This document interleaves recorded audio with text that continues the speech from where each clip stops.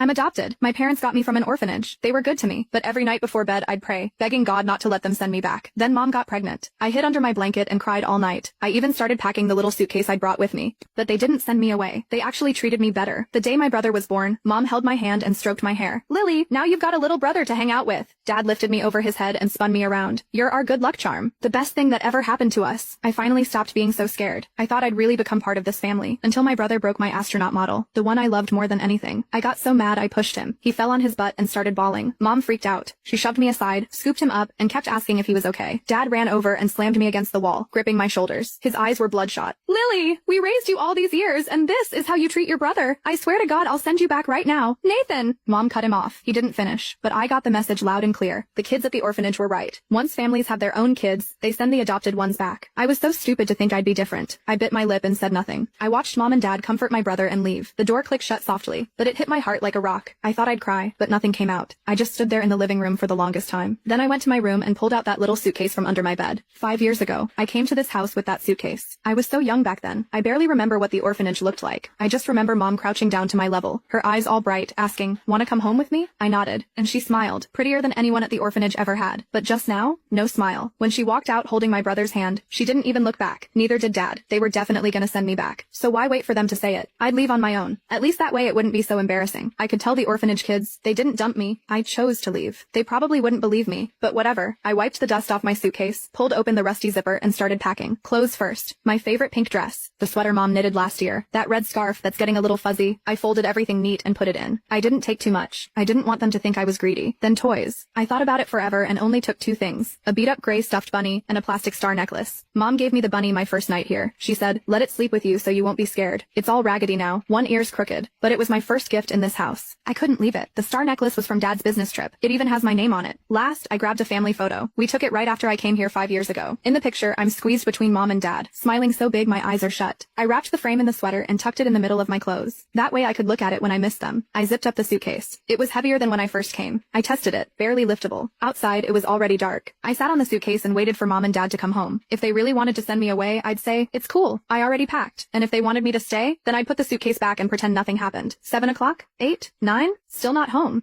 Were they giving me time to leave on my own? Maybe I should just go. At 9:05, I stood up and looked around my room one last time. Homework on my desk. The blanket Mom aired out yesterday, still smelling like sunshine. The little succulent on the windowsill. Mom and I planted it together. We promised to watch it bloom. Too bad. I wouldn't be here for that. I closed the door quietly, dragged my suitcase through the living room, and left.